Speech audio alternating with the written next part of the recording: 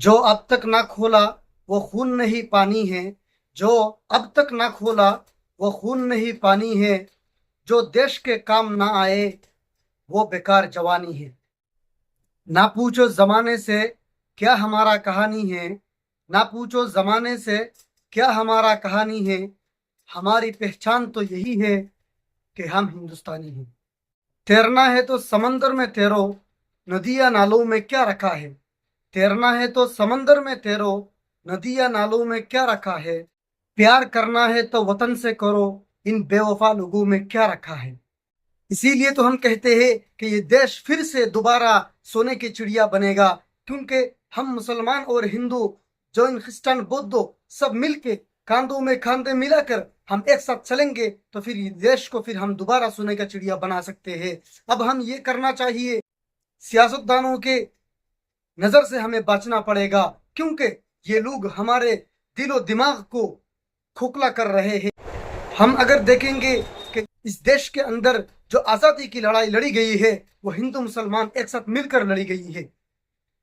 लेकिन आज की जो नफरत की बात चलती है, आज जो नफरत की बातें फैलाई जाती है, वो हमारे दिलो दिमाग में, हम हिंदू भाई मुसलमान भाई सबके दिलो दिमाग को चीर करके रख दिया है। इसीलिए हमें इन सियासतदानों से बचना चाहिए और हमें वो दिन याद करना चाहिए जब जंग आजादी लड़ी गई है। 1757 में पलासी की जंग लड़ी गई है, वहां पे सिराजुद्दौला को हार का सामना करना पड़ा एक गद्दार की वजह से। वही दूसरी तरफ फिर हम देखेंगे तो इस मुल्क के अंदर 1772 में शाह अब्दुल अजीज मुहद्दिस दहलवी रहमतुल्लाह अलैहि ने एक ही फतवा जारी किया था कि इस देश के अंदर जिहाद करना फर्ज है। इसीलिए उठो मुसलमानों और इस देश को आजाद करने के लिए अपने जी जान का बाजी लगा दो। बालाकोट के मैदान में सैयद अहमद बरेलवी रहमतुल्लाह अलैहि और उनके साथी सैयद इस्माइल शहीद रहमतुल्लाह अलैहि, उन लोगों ने वहां पे जंग लड़ी थी। उनके साथ हजारों उलमाओं ने वहां पे जंग लड़ी है। 1857 की जंग में शामली के मैदान में हाजी इमदादुल्लाह मुहाजिर मक्की, हजरत मौलाना कासिम नानतवी रहमतुल्लाह अलैहि, रशीद अहमद गंगोही, हफीज जमीन शहीद रहमतुल्लाह अलैहि, उन लोगों ने जो अपना जो खून बहाया शामली के मैदान में, उस वक्त भी उस जंग में जो गद्दारी की गई थी, उस गद्दारी की वजह से मुसलमानों को और इस देश के लिए जो जंग लड़ रहे थे उन लोगों को शिकस्त का सामना करना पड़ा। उसके बाद हजरत कासिम नानतवी रहमतुल्लाह अलैहि ने दारुल उलूम देवबंद का वजूद में लाया। इस दारुल उलूम देवबंद को वजूद में लाने का उनका एक ही मकसद था कि इस देश के लिए ऐसे लोगों को तैयार करना है, इस देश के लिए ऐसे देश प्रेम लोगों को तैयार करना है। जब भी इस देश को आज़ादी की ज़रूरत पड़ेगी, दुश्मना ने वतन के साथ लड़ाई करने के लिए, जंग करने के लिए लोगों की ज़रूरत पड़ेगी, तब ये दारुल उलूम देवबंद से इन मुसलमानों को भेजा जाएगा। लेकिन आज अफसोस होती है इस बात से कि नफरत करने वालों ने इन लोगों को शर्म नहीं आती है कि इन लोगों को कम से कम पिछले तारीख को देखना चाहिए कि मुसलमानों का किरदार क्या था इस देश के लिए, दारुल उलूम देवबंद को वजूद में लाने का क्या मकसद था। इस भारत मुल्क को ऐसे ही आज़ादी नहीं मिल गई है, इसके लिए हमारे बुजुर्गों ने, हमारे पूर्वजों ने अपना खून पसीना बहाया है, अपने जान की बाजी लगा दी है। हम अगर हिस्टोरियन कृष्ण काल्की की बुक अगर हम देखेंगे तो उसमें मिलेगा 1942 से पहले 50,000 उलमा इस देश की आज़ादी के लिए शहीद हुए हैं। क्या इस बात से कोई इनकार कर सकता है कि 1920 में मोहम्मद अली जौहर और मौलाना अबुल कलाम आज़ाद ने गैर मुल्की सामानों को, गैर मुल्की अशिया को बाइकआउट किया था। 1942 में अगर भारत छोड़ने का कोई हुंकार दिया है यूसुफ मेहर अली, जिन्होंने भारत को छोड़ने का नारा दिया था।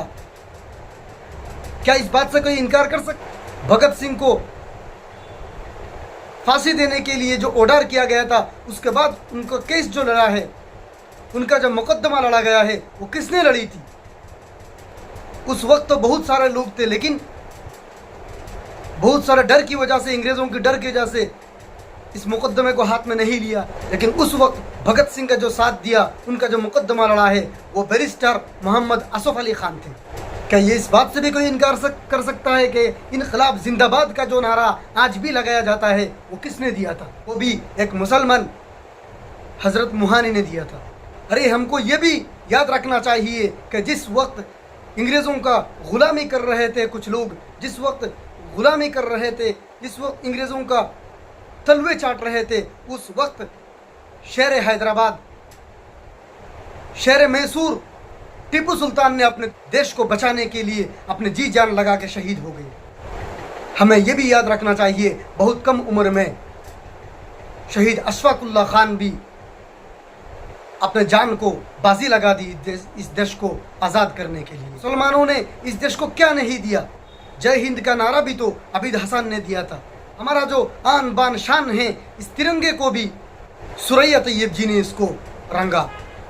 क्या हम भूल गए हैं मुसलमानों के उन जिद्द-जहद को, मुसलमानों के उन शहीदों को? रेशमी रुमाल तहरीक चलाए थे महमूदुल हसन, मौलाना उबैदुल्ला सिंधी रहमतुल्लाह, ये दोनों भी दारुल उलूम देवबंद के स्टूडेंट थे। इन्होंने रेशमी रुमाल तहरीक चलाया है। हमें ये भूलना नहीं चाहिए कि महात्मा गांधी को अगर महात्मा किसी ने लक़ब दिया है, वो भी महमूदुल हसन थे।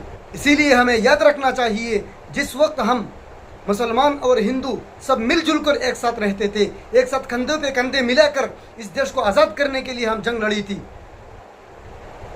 अगर वैसे हम नहीं रहते मोहब्बत और प्यार से, तो इस देश को आज़ाद नहीं कर पाते। इसीलिए आज भी कहता हूँ, इस देश को हमें बहुत ऊपर लेके जाना है, इस देश को सोने की चिड़िया बनाना है। इसीलिए आज भी सियासतदानों से बच के रहिए और हम अपने पुराने दिन को याद करें, पुराने हिस्ट्री को याद करें जो आज बदल दी गई है। हिस्ट्री को हम देखेंगे तो उसमें तो ये सब है, लेकिन आज की हिस्ट्री में ये सब कुछ भी नहीं है, सब बदल दी गई है। क्योंकि नफ़रत की आग को चलाना है, नफ़रत की राजनीति को चलाना है। इसीलिए हिंदू मुसलमान हम सब बच के इससे रहना है और हमें कंधों से कंधे मिलाकर चलना है, तभी हम इस देश को सोने की चिड़िया बना पाएंगे। 15 अगस्त की सबको शुभकामना देते हुए मैं अपनी तकरीर को यही ख़त्म करता हूँ। सारे जहाँ से अच्छा हिंदुस्तान हमारा, सारे जहाँ से अच्छा हिंदुस्तान हमारा। इनकलाब जिंदाबाद। जय हिंद।